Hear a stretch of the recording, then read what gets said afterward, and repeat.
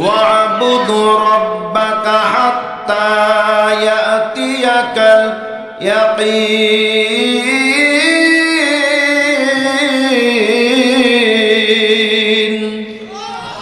তোমার মৃত্যু আসা আগ পর্যন্ত তোমাকে সময় দেওয়া হয়েছে।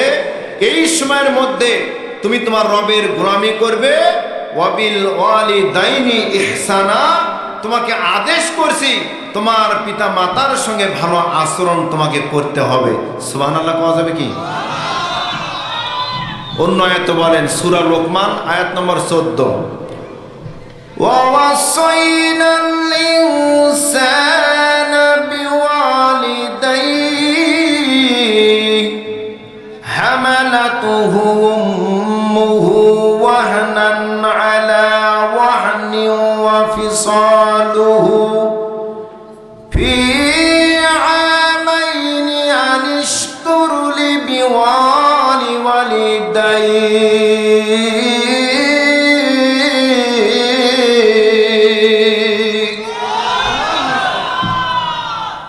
আল্লাহ রাব্বুল আলামিন বলেন, বান্দা বান্দি রে, তোমরা জানো না তোমার মা তোমাকে যখন গর্ভে রাখে, তোমার মা যখন তোমাকে গর্ভে রাখে, হে যুবকরা দিলের কানটা খুলুন, মন দিয়ে একটু শুনুন। যে মা বাবার সঙ্গে তোমরা খারাপ আচরণ করো, যে মা বাবাকে তোমরা খাইতে দিতে তোমরা কষ্ট পাও, যে মাকে তোমরা দেখতে পাও না, যে বাবাকে তোমরা দেখতে পাও না, খাবার দাও না, চিকিৎসার ব্যবস্থা করো না, তোমাদেরকে বলা হচ্ছে। আল্লাহ রাব্বুল আলামিন বলেন, তোমার মা তোমাকে কষ্ট করে তোমাকে গর্ভে রেখেছেন। তোমার বয়স যখন 40 দিন, কয়দিন? 40 দিন যখন হয়, রক্তের একটা জমাট, রক্তর জমাট একটা দলা, আরো কিছুদিন যাওয়ার পর একটা গোস্তের টুকরা, আরো কিছুদিন যাওয়ার পর একটা পুতুল। মা এখন খাইতে পারে না, বমি বমি ভাব, বমি করে। কথা বলেন ঠিক কিনা? বমি করে, খাইতে পারে না, মাথা ঘুরায়। আল্লাহ বলেন, আরো কিছুদিন যাওয়ার পর তোমাকে যখন তোমার মায়ের গর্ভে যখন আস্তে আস্তে যখন তোমাকে একজন মানুষ বানাইলাম, এই পৃথিবীতে যখন তোমার আসার সময় হয়ে গেল, তার আগ মুহূর্তে তোমার মা ঘুমাইতে পারে না, বিছানা একাত ওকাত হইতে পারে না। একজন লোক বলতেছে, বিদেশ করে আসছে, অনেক টাকার মালিক, বাড়ি গাড়ি সব করছে। মাকে বলতেছে, মা, ও মা, তুমি আমার জন্য কত কষ্ট করেছো মা। আল্লাহ আমাকে অনেক ধন সম্পদ দিয়েছে, আমি তোমার ঋণটা পরিশোধ করব। কি করব? মায়ের ঋণ পরিশোধ করবে। কি কে করবে? সন্তানে। মা তোমার ঋণ পরিশোধ করব। মা বলতেছেন, বেটা তুমি আমার ঋণ পরিশোধ করবা? বল, হ্যাঁ মা, ঋণ পরিশোধ করবো। আল্লাহ আমাকে অনেক টাকা দিয়েছেন, অনেক অর্থ সম্পদ, ব্যাংক ব্যালেন্স, আমার কোনোটা অভাব নাই। তুমি বলো মা, তুমি কি সুযোগ দিবে আমাকে? বলো, হ্যাঁ বাবা, আমি তোমাকে ঋণ পরিশোধ করার সুযোগ দেব। মা তাহলে বলো। বলতেছে, বাবা একটা কাজ করো, শনিবারের দিন হাটে যায়া এই গাইবান্ধা সাগাটা থানার অধীনে বোনারপাড়া বাজারে যায়া তুমি একটা কলা কিনে নিয়ে আসবা, ওই কলাটা আমি খাবো, তাহলে তোমার ঋণ পরিশোধ হবে। তাই বলে, হ্যাঁ। সন্তান তখন শনিবারের অপেক্ষায় আছে। শনিবার আসলো, খুশি হয়ে হাটে গেল। হাটে যায় সুন্দর দেখে একটা পাকা একটা কলা কিনলেন। কলা কিনলেন, কেনার পর রাত্রে এসে মাকে ডাকছে, মা এই যে তোমার জন্য কলা আনছি, তুমি না কলা খাইবা? বলো হ্যাঁ বাবা কলা খাবো। কলাটা মায়ের হাতে দিলেন, সন্তানকে খাবার দিলেন। খাবার খেয়ে মা সন্তানের জন্য বিছানা রেডি করে দিলেন। বিছানা রেডি করে দেওয়ার পর সন্তান শুতে যাবে। মা তখন ওই পাকা কলাটা নিয়ে এসে সন্তানকে বলল, বাবা এই যে কলাটা একটু তোমার হাতে নাও। কমা আমি না তোমাকে দিছি, তুমি খাইবা, আমার ঋণ পরিশোধ হবে। বাবা হ্যাঁ তুমি তো ঋণ পরিশোধ করবা, তো আমি এখন খাবো না, এই কলাটা তুমি নিয়ে তোমার যে বুক আছে, এই যে বুকটা, এই বুকের মাঝখানে কলাটা রাত্রে রেখে দিবা। রেখে দিয়ে আমি সকালবেলা এসে তোমার কাছ থেকে কলাটা নিয়ে খাবো, তোমার ঋণটা পরিশোধ হয়ে যাবে। কথা কি বুঝতেছেন আপনারা? ওই আয়াতের একটু বুঝাতেছি, সারমর্মটা বুঝাচ্ছি আপনাদের। ঋণ পরিশোধ, মায়ের ঋণ পরিশোধ। সন্তান চিন্তিত হয়ে আছেন, যার মায়ের ঋণ শোধ হবে একটা কলার বিনিময়ে। কিসের বিনিময়ে? কলার বিনিময়ে। কলাটা বুকের উপর রেখে বালিশে চিত হয়ে শুয়েছেন। শুয়ে থাকতে থাকতে থাকতে থাকতে থাকতে গভীর রাত হয়ে গেল। এমন ঘুম আসছে, এই ঘুমের মধ্যে কম্বলে এক টান, এপাশে একটা ওপাশে একটা, কলা যে পইরে নিচে পিঠের নিচে গেছে আর খবরই জানে না, চ্যাটকা হয়ে গেছে। ঘুম পাচ্ছে, নাক ডাকে। ঘুম পারে কি পারে না? পারে। এইরকম ঘুম পাচ্ছে। সকালবেলা হয়ে গেল, মা দরজা লক করতেছে। আব্দুর রহমান, বাবা আব্দুর রহমান। ঘুম ভেঙে গেল। মা আমি উঠছি। উঠে দরজাটা খুলে দিলেন, বললেন বাবা ওই যে তোমাকে রাত্রে কলাটা দিলাম, কলাটা আমাকে দিয়ে দাও, আমি আর কলাটা খাবো, তোমার ঋণ শোধ হয়ে যাবে। ছেলে বলতেছে, মা মারে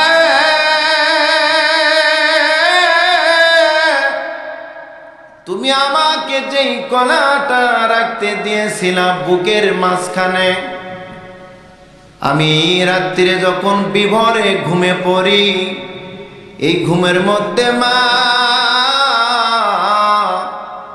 কোন সময় যে পিঠের নিচে পড়ে গিয়ে চ্যাপ্টা হয়ে গেছে আমি জানি না। মা বলতেছেন, বেটা শুধু একটা রাত তোমাকে কলাটা একটু বুকের উপরে রাখতে দিয়েছি, আর আমি মা তোমাকে 10 মাস 10 দিন এই পেটে রেখে আমি মা কখনো তোমাকে আমি কষ্ট পাইতে দেই নাই। আমি মা একাত ওকাত হই নাই, যদিও হয়েছি বেটারে, আমার মনের মধ্যে একটা ভয় ছিল, একাত যদি হই না জানি আমার সন্তানের কোন হাতটা নষ্ট হয়ে যায়। আমি ওই একাত হই না জানি আমার সন্তানের কোন পাটা নষ্ট হয়ে যায়। খুব সাবধানের সাথে আমি একাত ওকাত হই। আমি তোমাকে এই বুকের মধ্যে নিয়ে তোমাকে লালন পালন করেছি। পাড়া প্রতিবেশী সবাই যখন ঘুমে পড়ে, আমি মা তোমাকে বুকের মধ্যে নিয়ে ঘুমাইছি, আর মনে মনে ভাবছি আমার সন্তান যেন আমার পিঠের নিচে না পড়ে যায়। মাসের পর মাস আমি তোমাকে বুকে রাখছি, আর তুমি একটা রাতি তুমি কলা রাখতে পারলে না, তুমি আমার ঋণ শোধ করবা। কথা বলেন ঠিক কিনা? মায়ের ঋণ কি শোধ করা সম্ভব? কখনোই সম্ভব নয়। নিঃশ্বাসের বিশ্বাস কইরা মাকে দিলাম ফাঁকি,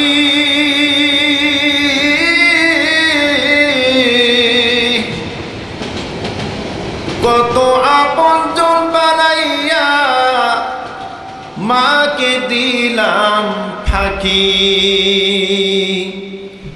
শ্বশুর শাশুড়িকে পেয়ে আমি ভুললাম পিতা মাতাকে, কত রঙের খাবার দিলাম শ্বশুর শাশুড়িকে। কথা বলেন ঠিক কিনা? দুদিন পরে মন মালিন্য হলো, বউ গেল তার বাড়িতে। যখন গেলাম বাড়িতে বউ আনার জন্য, শ্বশুর বলে এই যে লাঠি আসছিস কোথায়? মানে ঠিক কিনা? ভালোবাসা কয়দিন? বউয়ের সাথে যে কয়দিন, বউয়ের সাথে মন মালিন্য হোক, আপনার বউ যখন বাবার বাড়িতে যাবে আপনার পাওয়ার শেষ। কথা বলেন ঠিক কিনা? কিন্তু মা বাবার সঙ্গে যতই খারাপ আচরণ হোক, হতেই পারে, কিন্তু তারপরে যদি আপনার মা বাবাকে যদি যা একটু বলেন মা, সঙ্গে সঙ্গে আপনাকে মাফ করে দিবে। সুবহানাল্লাহ। কোন আল্লাহ বলতেছেন হামালাতুহু উম্মুহু ওয়াহানান আলা ওয়াহানি ওয়া ফিসালুহু ফি আমাইনি আনিশকুরলি।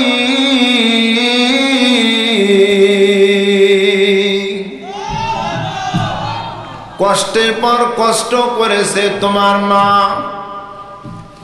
মা যখন কষ্ট করলেন এই সন্তান গর্ভে করে নিয়া, তখন রীতিনীতি ছিল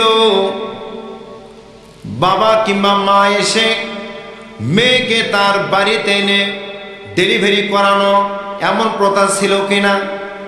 এখন তো সিজার, পেট ব্যথা হওয়ার আগেই সিজার, পেট ব্যথা হতেই দেয় না। কথা বলেন ঠিক কিনা? হতেই দেয় না, সিজার করে ফেলে। তখন যে রীতি ছিল, বাবা এবং মা দুইজন আসছে মেয়েকে নেওয়ার জন্য, কারণ মেয়ের এখন 9 মাস, সন্তান হওয়া ভাব। মেয়ের কাছে আসলেন, মেয়েকে বলেন মা তুমি আমার প্রথম মেয়ে, আর তোমারও প্রথম সন্তান তোমার পেটে আসছে। কত মা সন্তান প্রসব করতে গিয়ে মা মৃত্যুবরণ করে, এই পৃথিবীর আলো বাতাস আর দেখতে পায় না। কথা বলেন ঠিক কিনা? মা তোমাকে নিতে আসছি, তুমি তোমার প্রতিবেশী শ্বশুর শাশুড়ি তোমার স্বামীর কাছ থেকে বিদায় নাও, হতে পারে তোমার জীবনের এটাই শেষ। একবার দিলের কানটা করে খুলুন। মাকে ভালোবেসে এক ফোঁটা যদি চোখে পানি আনতে পারেন, আল্লাহর কসম আপনার চোখে জাহান্নামের আগুন স্পর্শ করবে না। স্ত্রী প্রতিবেশীর বাড়ি বাড়ি চলে যায়, ও চাচি আমার সন্তান প্রসব হওয়ার সময় হয়েছে, চাচি গো আমার আব্বা মা আমাকে নিতে আসছেন। কত মা সন্তান প্রসব করতে মৃত্যুবরণ করে, এই পৃথিবীর আলো বাতাস দেখতে পায় না। আমিও কিন্তু তাদের মাঝে একজন। চাচি গো 10 বছর সংসার করেছি, এই 10 বছর সংসার করতে গিয়ে আপনাদের সঙ্গে ওঠা বসা চলাফেরা করতে গিয়ে যদি কোনো ভুল হয়ে থাকে, মেহেরবানি করে আমাকে ক্ষমা করে দিও। প্রতিবেশীর কাছে গেলেন, প্রতিবেশীর মা বোনদের কাছে গেলেন, তাদের কাছ থেকে বিদায় নিলেন। শ্বশুর আব্বার কাছে আসলেন, শ্বশুর আব্বা কত মাস সন্তান প্রসব করতে মৃত্যুবরণ করে, শ্বশুর আব্বা গো আমার সন্তান প্রসব করার সময় হয়েছে। ও শ্বশুর আব্বা, আমার আব্বা মা আমাকে নিতে আসছেন। জানি না গো আপনাদের সঙ্গে আমার আর দেখা হবে কিনা আমি জানি না। শ্বশুর আব্বা, আপনার সঙ্গে কথাবার্তা চলাফেরা করতে গিয়ে যদি কোনো কষ্ট দিয়ে থাকি, মেহেরবানি করে তুমি আমাকে মাফ করে দিও। শ্বশুর আব্বা ডাক দিয়ে বলেন, ও আমার ছেলে বউরে,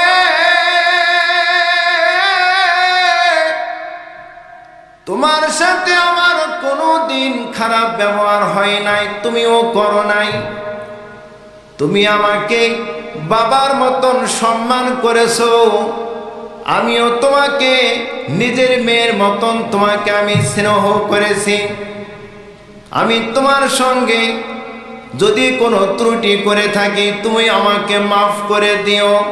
আমি দোয়া করি আল্লাহ যেন তোমাকে সহি সালামতে সন্তান প্রসব করার তৌফিক দান করেন, আমিন। শ্বশুর এবং শাশুড়ির সঙ্গে বৌমার যদি ভালো সম্পর্ক থাকে, শ্বশুর শাশুড়ির কাছ থেকে কিন্তু ভালো দোয়া পাওয়া যায়। কথা বলেন ঠিক কিনা? এমন একটা সমাজ হয়ে গেছে, বউয়ের সঙ্গে শ্বশুরের মিল নাই, বৌমার সঙ্গে শাশুড়ির মিল নাই।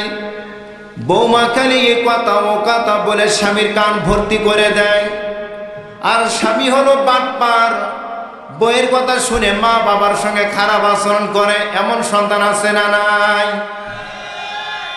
এই সন্তানদের জন্যই আজকে বাংলাদেশে বৃদ্ধাশ্রম করা হয়েছে। কথা বলেন ঠিক কিনা? যে বৃদ্ধাশ্রম এই বাংলাদেশে থাকার কথা নয়। এই বাংলাদেশ হলো 90% মুসলমানদের দেশ। কত পার্সেন্ট মুসলমানদের দেশ? 90% মুসলিমের দেশ। এই দেশে কখনোই বৃদ্ধাশ্রম থাকতে পারে না। বৃদ্ধাশ্রম থাকার কথা ইংল্যান্ডে, ইউরোপে বৃদ্ধাশ্রম আছে। তাদের দেখা দেখে আজকে বাংলাদেশও বৃদ্ধাশ্রম বানানো হয়েছে। কথা বলেন ঠিক কিনা? কুলাঙ্গার সন্তান যেই পরিবার আছে, আজকে সেই পরিবারের পিতা মাতারাই আজকে বৃদ্ধাশ্রমে বাস করে। কথা বলেন ঠিক কিনা? আমি যখন ইন্ডিয়ায় গেলাম 2023 সালে, ইন্ডিয়াতে আমি চিকিৎসা নেওয়ার জন্য গিয়েছিলাম। আপনারা অনেকেই শুনেছেন যে আমি গুরুতর অসুস্থ হয়েছিলাম। তো ইন্ডিয়াতে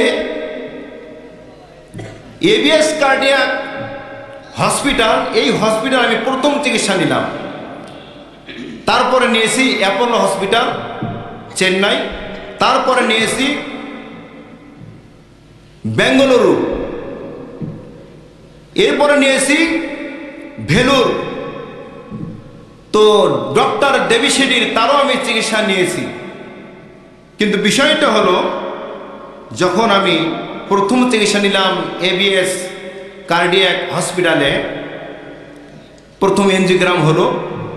তো আমার অসুস্থতা, আমি নিজেকে কখনো অসুস্থ ভাবি না। একটু শরীরে শক্তি থাকলে মনে হয় যে আমার মতন সুখী আর পৃথিবীতে কেউ নাই, সুবহানাল্লাহ, এরকম মনে করি। আমি গত কিছুদিন আগে, প্রায় 1 মাস হচ্ছে মনে হয়, আমার হাটে আবারও 2টা রিং করছি ঢাকাতে। ডক্টরে আমাকে নিষেধ করেছে যে আপনাকে ওয়াশ করা যাবে না কমপক্ষে 1 বছর। রিং পরানোর কিছুদিন পর থেকে ময়দানে নামে গেছি, জনগণ ছাড়ে না। তো যে কথা বলছিলাম, এই কার্ডিয়াক হসপিটালে নারীদের একটা ওয়ার্ড আছে যেখানে সিজার করা হয়, সন্তান ডেলিভারি করানো হয়। ওইখানে একজন মা সন্তান প্রসব করলেন, 2টা ছেলে সন্তান জন্মগ্রহণ করেছে। কয়টা ছেলে সন্তান? 2টা ছেলে সন্তান।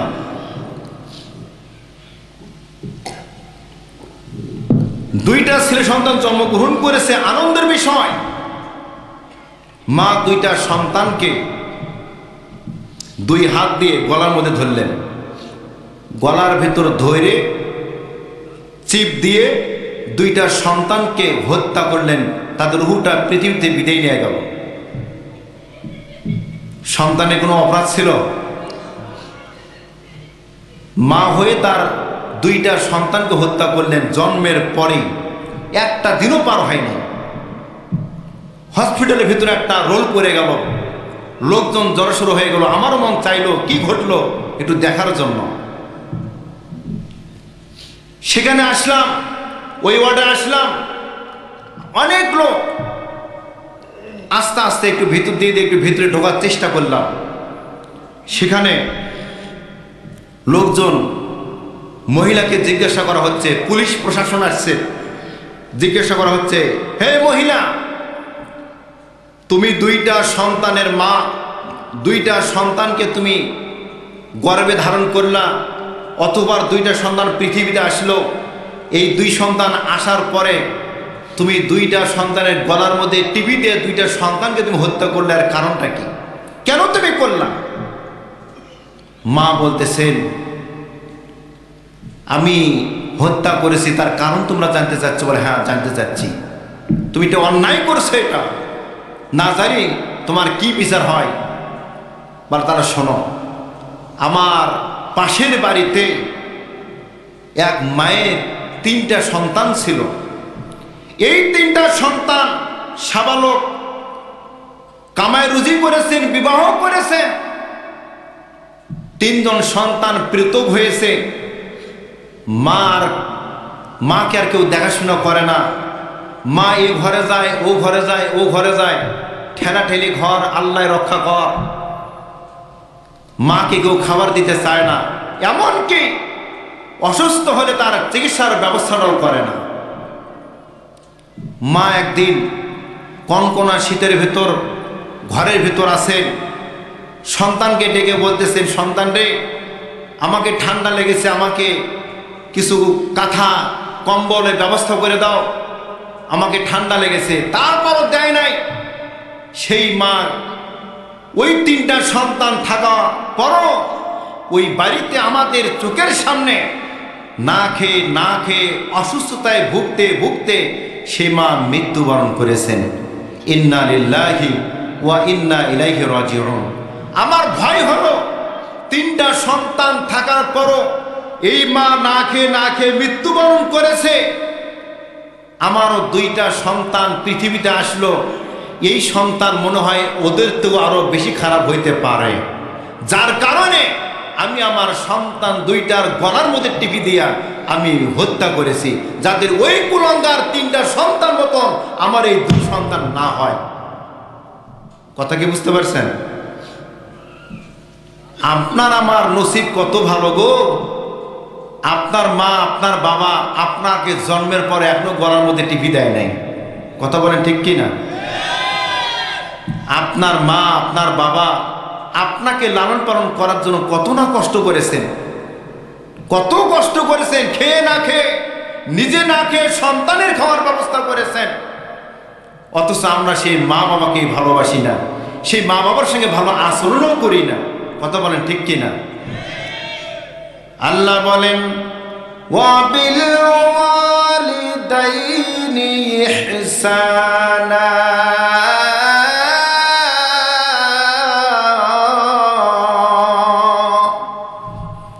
তোমার পিতা মাতার সঙ্গে ভালো আচরণ করতে হবে। আদেশ কার? নামাজ পড়া ফরজ। নামাজ পড়া কি ফরজ? রোজা রাখা, হজ করা, যাকাত দেওয়া, ঈমান আনা, মা বাবার সঙ্গে ভালো আচরণ করা, পিটানি দেওয়া, হ্যাঁ, খাইবার না দেওয়া, বৃদ্ধাশ্রম বানিয়ে দেওয়া গুনাহ। বোঝেন তো? যাক, আলহামদুলিল্লাহ। তাহলে ভালো আচরণ করতে কে বলেছেন? মা বাবার সঙ্গে ভালো আচরণ করা কি ফরজ। মা বাবার সঙ্গে ভালো আচরণ করতে হবে। খালি নামাজ পড়লেন যে আল্লাহ জান্নাত, না, সম্ভব নয়। আল্লাহ নামাজ পড়লে জান্নাত দিবে, এটা ওয়াদা আল্লাহর আছে। নামাজ পড়ে জান্নাত দিবে আল্লাহ, কিন্তু জান্নাত নিতে হবে পিতা মাতাকে খুশি করে তাদের পায়ের নিচ থেকে জান্নাত অর্জন করে আনতে হবে। সুবহানাল্লাহ। মনে আছে ওই যে মা বিদায় নিচ্ছেন, মনে আছে তো?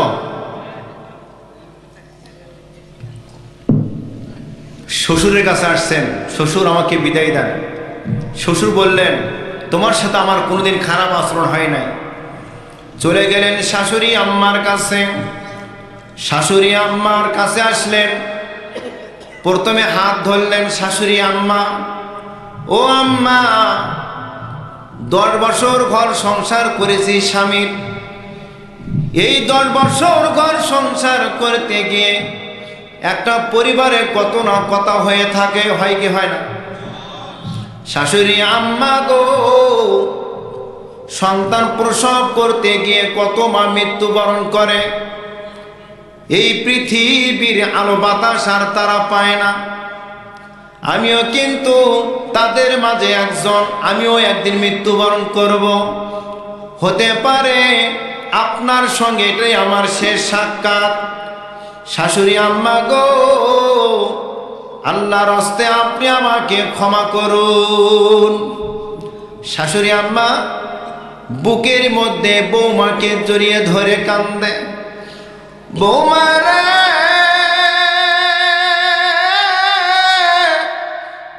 এই 10 বছর তোমার সঙ্গে আমার কোনো খারাপ আচরণ হয় নাই, তুমিও আমার সঙ্গে করো নাই। হো বৌমা, তুমি এই কথা বলবে না। তোমার মতন ছেলের বউ আর কারো হতে পারে না। তুমি এত ভালো, তুমি আমার ছেলের বউ। অন্যের আছে কি না সন্দেহ আছে, কিন্তু তোমার মতন ছেলের বউ আপন আমার আর কেউ নাই। তুই আমাকে এত ভালোবাসছো। আমি যখন অসুস্থ হয়েছি, তুমি আমার ওযুর ব্যবস্থা করেছো, গোসলের ব্যবস্থা করেছো, এমনকি আমাকে গোসল করে দিয়ে তুমি নিজে হাতে আমাকে খাবার খাওয়াইয়া দিছো। বৌমা বলেন, শাশুড়ি আম্মা গো, আমি কি শুধু একাই করেছি? আপনিও তো আমার কত যত্ন নিয়েছেন। সুবহানাল্লাহ। শাশুড়ি আম্মা বৌমার গলা জড়িয়ে ধরে কান্দে। বৌমা রে, কান্দিস না, কান্দিস না। আমি দোয়া করি আল্লাহ যেন তোমার হায়াত বৃদ্ধি করে দেন, আল্লাহ যেন তোমাকে মুসিবত থেকে রক্ষা করেন। বৌমা রে, আমি পরিবারের মাঝে তোমার সঙ্গে দীর্ঘদিন যাবত উঠা বসা করেছি। আমি তোমার আচার আচরণে সন্তুষ্ট। সুবহানাল্লাহ। স্বামী সারাদিন ক্লান্ত পরিশ্রম করে রোজগার করে রাত 10টায় বাড়িতে আসছেন। স্বামীকে ওযুর পানি দিলেন, ওযু করলেন। স্বামীকে বলল, স্বামী খাবার খান। খাবার ব্যবস্থা করা হয়েছে, খাবার ব্যবস্থা করা হয়েছে। স্বামী তখন খাবার খেলেন, স্ত্রীকে সঙ্গে করে নিয়ে, এবং স্বামীকে সুন্দর করে বিছানা পরিষ্কার করে দিয়ে স্বামীকে বিছানায় শুতে দিলেন। স্বামী পরিশ্রম করে আসছেন, ক্লান্ত, আরামের প্রয়োজন। স্বামী আপনি ঘুমান। স্বামী ক্লান্ত অবস্থায় কোন মুহূর্তে ঘুমিয়ে পড়ছে সে নিজেও বলতে পারে না। মানুষ সারাদিন মাটি কাটলে রাত্রে যখন শুয়ে পড়ে, বরং তো শরীরটা বিছানার সঙ্গে মিশে যায় না? মিশে যায়। স্ত্রী রাত্রে ওযু বানায়া 2 রাকাত নফল সালাত আদায় করলেন। কয় রাকাত? নফল সালাত আদায় করলেন, করে দোয়া করতেছেন মালিকের কাছে, প্রভু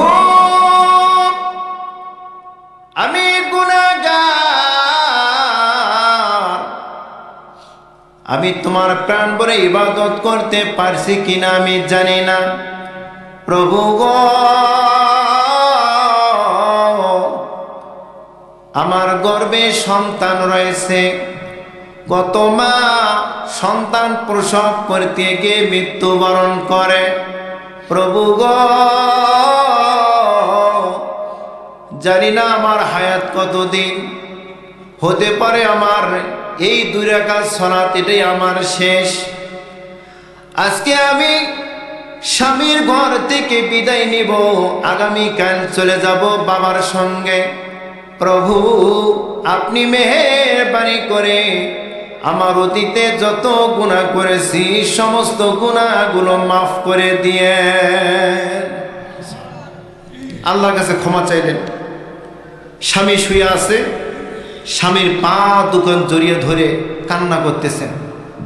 আদর্শ নারী, আদর্শ স্ত্রী, স্বামীর সাথে সুসম্পর্ক, স্বামীর পা ধরে কান্না করতেছে।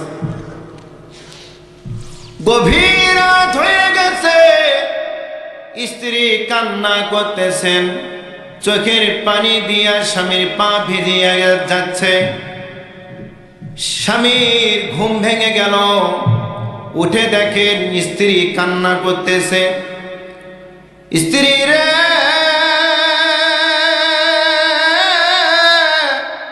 গভীর রাত হয়ে গেছে, তুমি কেন ঘুমাও নাই, কেন ঘুমাও নাই? স্ত্রী দুই চোখের পানি ছেড়ে ছেড়ে বলে, স্বামী গো,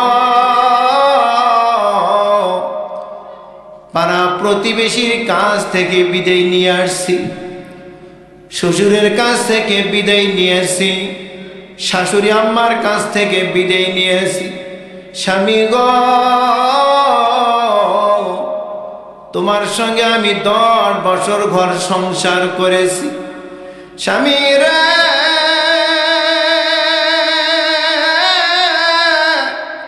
এই 10 বছর ঘর সংসার করতে গিয়ে তোমার সঙ্গে আমার কত না কথা হয়েছে। হয়তো তুমি আমার আচার আচরণে কষ্ট পেয়েছো। স্বামী, মা সন্তান প্রসব করতে গিয়ে অনেক মা মৃত্যুবরণ করেন।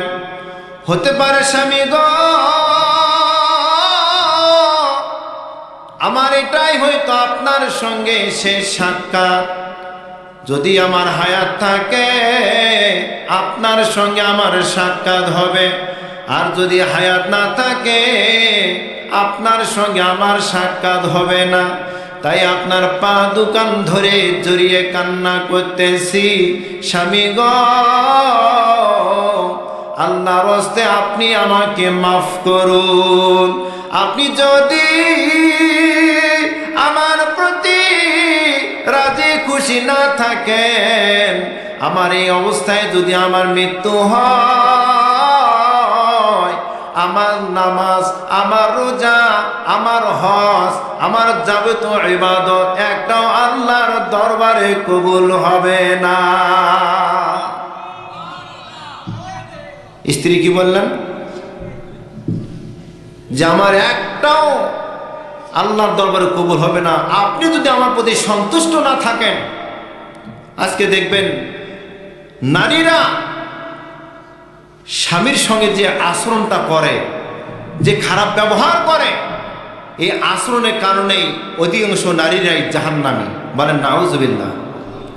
মনে রাখবেন, আল্লাহর জাতির কসম করে বলি,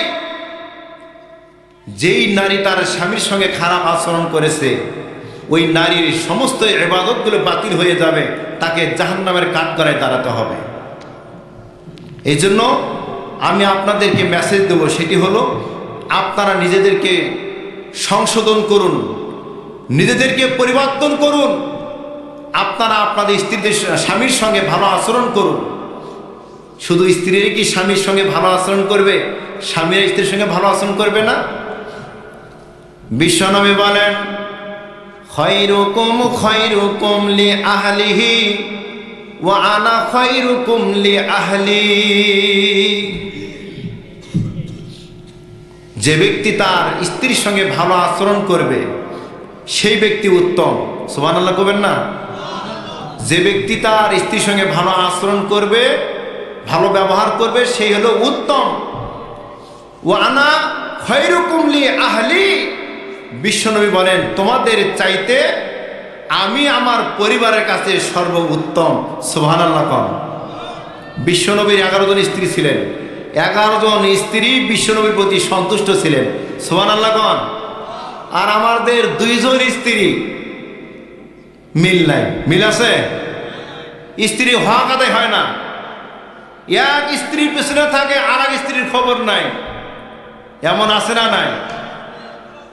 আমার টাঙ্গাইলে আমি যে মসজিদে ইমামতি করি, তো এই মসজিদে আপনার হলো একটা সালিশ হলো, মানে একজনের 2টা বউ। এই দুই পরিবারের মিল নাই, সালিশ হবে। এই সালিশের জন্য আমাকেও ইনভাইট করেছেন যে ইমাম সাহেব ওখানে থাকবে উপস্থিত, আমার সমাজ। তো আমি বললাম যে আজকের সমাবেশ, এই সালিশটার জন্য অনেক মানুষ সমাগম হয়েছেন, আলহামদুলিল্লাহ আমি খুশি। আমি ইমাম সাহেব আপনারা আহ্বান করেছেন, এজন্য মহান রবের দরবারে শুকরিয়া, আলহামদুলিল্লাহ।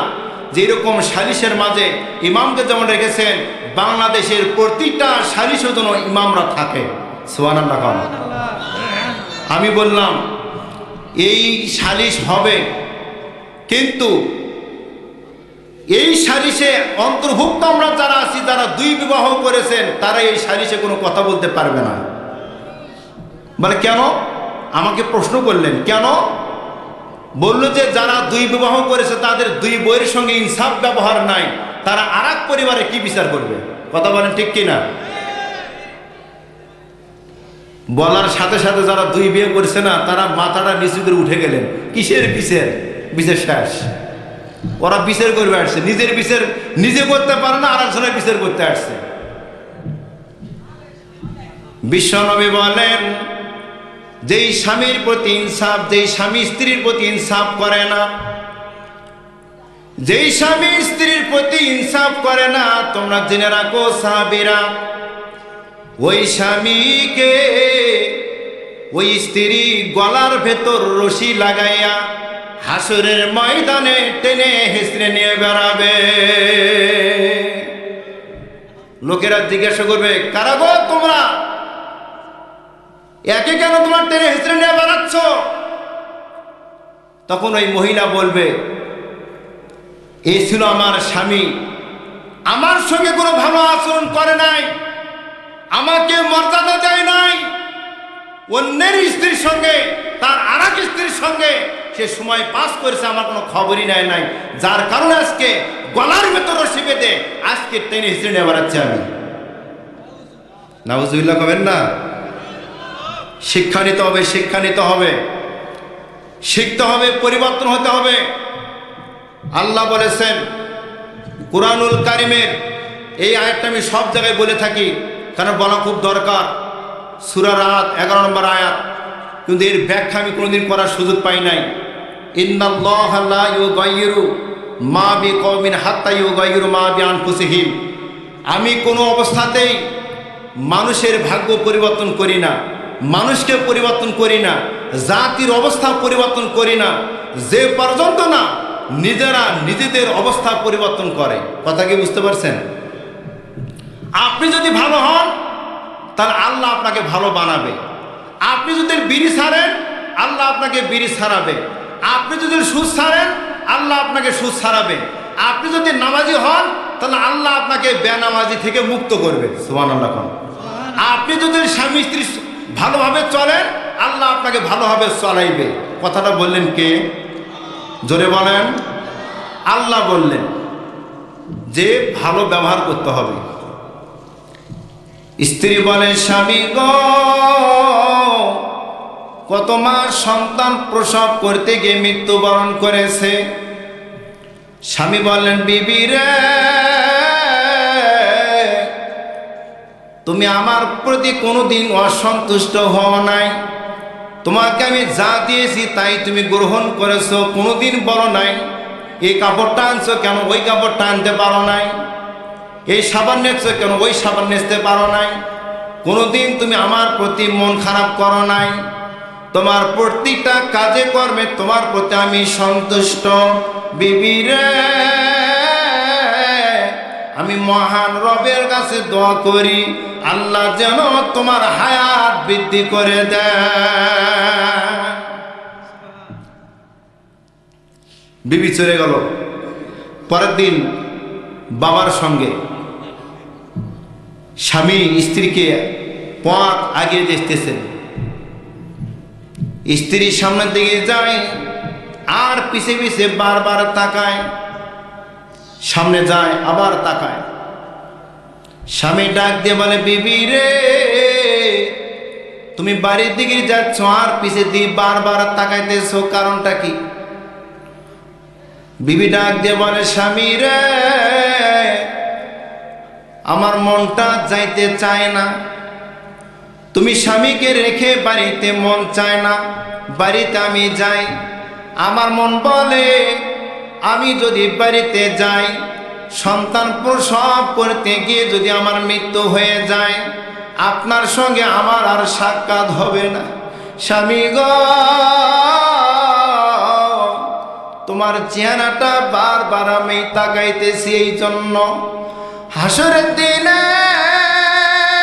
মুসিবতের দিনে আল্লাহ যেন তোমার চেহারাটা চিনতে যেন আমার ভুল না হয়, এই জন্য আমি বারবার তাকাইতেছি। আহা, কি ভালোবাসা, কি মহব্বত! আজকে আমাদের বাংলার ঘরে ঘরে শান্তি নাই, স্বামী স্ত্রীর মহব্বত নাই, স্বামী স্ত্রীর ভালোবাসা নাই, দাও আর কুড়াল। কথা বলেন ঠিক কিনা? আহারে, স্বামী স্ত্রীর মন মালিন্য, কত স্বামী একা একা নির্জন ঘরে বসে বসে কাঁদে। আমাকে একজন ভাই বলে, হুজুর আপনি আমার স্ত্রীর জন্য দোয়া করে দেন, আমার স্ত্রী তো আমাকে একটু ভালোবাসে। হুজুর আমার টাকা পয়সা বাড়ি গাড়ি কোনোটার অভাব নাই, কিন্তু আমার স্ত্রী আমাকে সহ্যই করতে পারে না, শান্তি পায় না। আহা, কষ্ট, কষ্ট না ভাই? বিশ্বনবী মসজিদে নববীতে খুতবা দিলেন, বুঝছেন? মসজিদে নববীতে খুতবা দিলেন, খুতবা দিয়ে বললেন, ওয়াবিল ওয়ালিদাইনি ইহসানা, হে আল্লাহর বান্দারা তোমরা শোনো, তোমাদের পিতা মাতার সঙ্গে তোমরা ভালো আচরণ করবে। কি করবে? ভালো আচরণ করবে, তাদের সঙ্গে সৎ ব্যবহার করবে। যদি তোমরা পিতা মাতার সঙ্গে খারাপ আচরণ করো, তোমাদের নামাজ, তোমাদের রোজা, তোমাদের হজ, তোমাদের যাকাত, তোমাদের যাবতীয় বন্দেগী একটাও আল্লাহর দরবারে কবুল হবে না। কে বললেন? বিশ্বনবী। কে বললেন? বিশ্বনবী মসজিদে নববীর খুতবা দিয়ে এই কথা বললেন। পিছনে একজন আল্লাহর বান্দা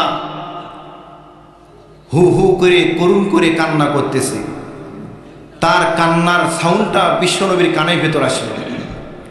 নবীজি তার কান্নাটা কোনো মতে আর সহ্য করতে পারতেছেন না, যেন কষ্ট লাগতেছে, এত করুণ কান্না। রাত তো অনেক হয়ে গেছে মনে হয়, শেষ করে দেব? শেষ করব? আলোচনা এখানে শেষ? চলবে?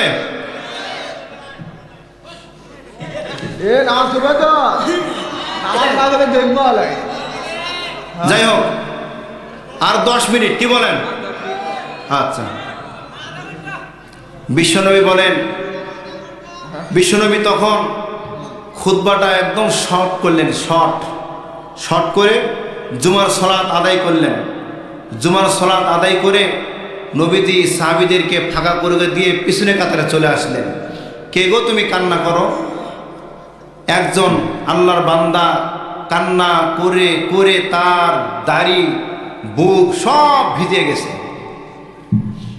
নবীজি বলেন, কি ব্যাপার, তুমি কেন কান্দো? তোমার কান্নার কারণটা কি?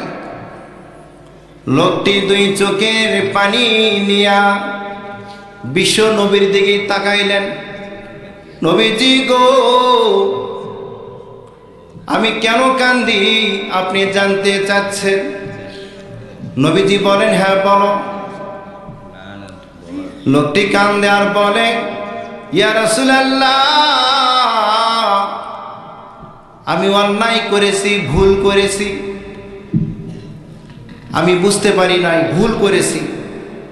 আজকে বুঝলাম, মা বাবার সঙ্গে খারাপ আচরণ করলে, নামাজ পড়ে পড়ে কপালে দাগ ফেলাইলে, দান করলে, হজ করলে, যাকাত দিলে একটাও আল্লাহর দরবারে কবুল হবে না। হুজুর গো, আমি যে অন্যায় করেছি। নবীজি বললেন, কি অন্যায় তুমি করেছো বলো? লোকটি কান্দে,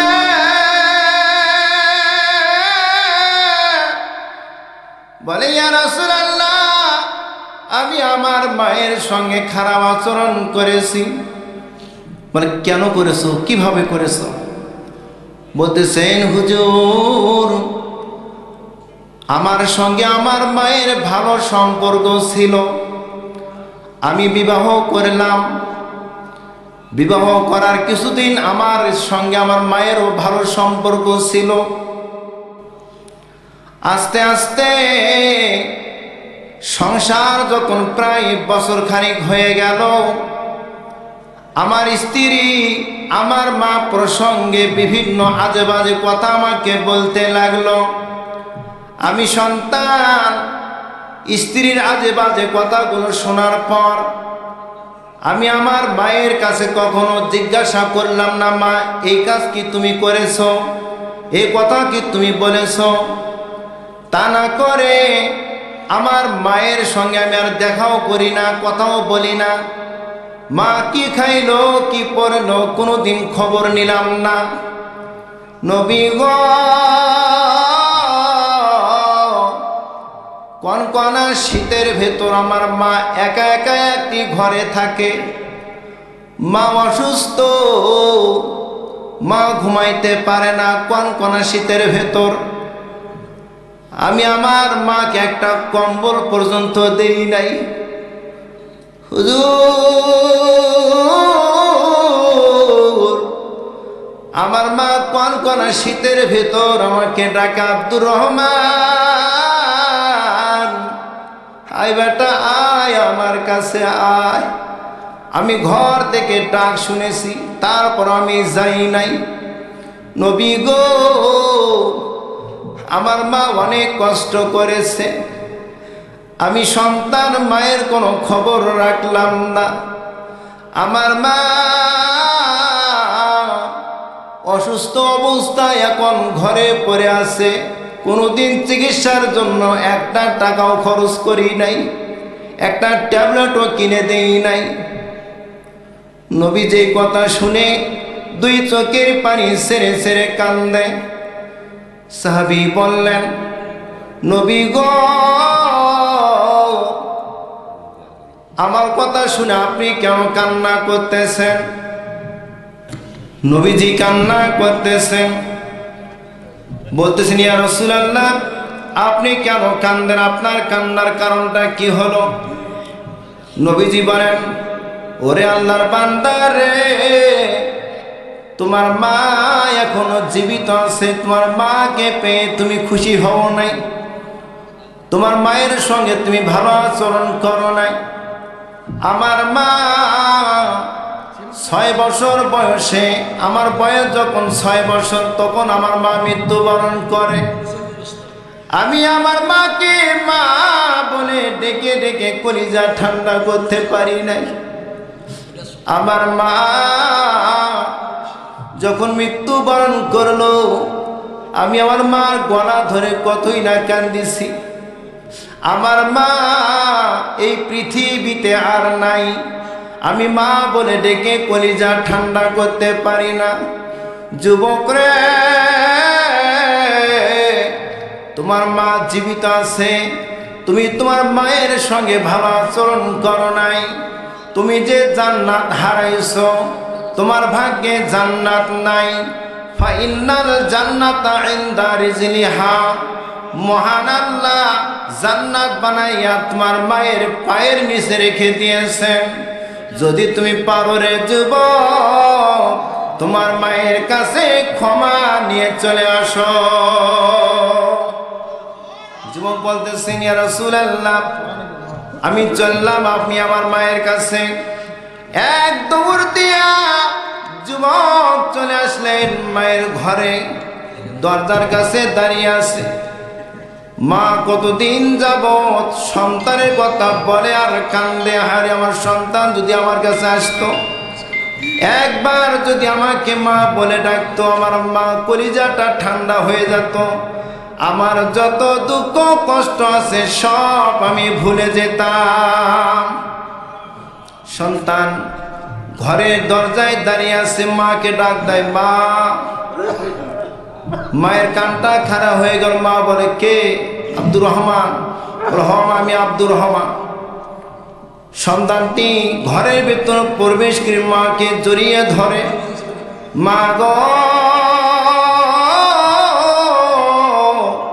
আমি আপনার সঙ্গে খারাপ আচরণ করেছি, বুঝি নাই, আমি ভুল করেছি, আমার বিবির কথা শুনে আমি অন্যায় করেছি, তোমার সঙ্গে কোনোদিন ভালো আচরণ করি নাই, তোমার কাছে বসি নাই, কথা বলি নাই, তোমার কি খাইছো কি পরছো তোমার কোনো খবর আমি রাখি নাই। মা গো বিশ্বনবী বলেছেন যদি তোমরা মা বাবার সঙ্গে খারাপ আচরণ করো তাহলে তাদের নামাজ রোজা হজ যাকাত সে একটা ইবাদত আল্লাহর দরবারে কবুল হবে না। মারে তুমি যদি আমার সঙ্গে রাজি না থাকো, খুশি না থাকো, তাহলে আমাকে তো জাহান্নামে জ্বলতে হবে। মা কথা দিলাম যতদিন আমি পৃথিবীতে থাকবো তোমার সঙ্গে আমি ভালো আচরণ করব। মা গো তুমি আল্লাহর হস্তে আমাকে ক্ষমা করে দাও। মা বলতেছেন বেটা সন্তান যতই অপরাধ করুক না কেন, যখন সন্তান নিজের ভুল বুঝতে পেরে পিতা মাতার কাছে এসে আত্মসমর্পণ করে, মা বাবাকে ভালোবাসে, তখন মা কি তার সন্তানকে ক্ষমা না করে দিয়ে থাকতে পারে? সুবহানাল্লাহ। মা বললেন বেটা আমি আল্লাহর হস্তে তোমাকে আমি ক্ষমা করে দিলাম। সুবহানাল্লাহ বলেন।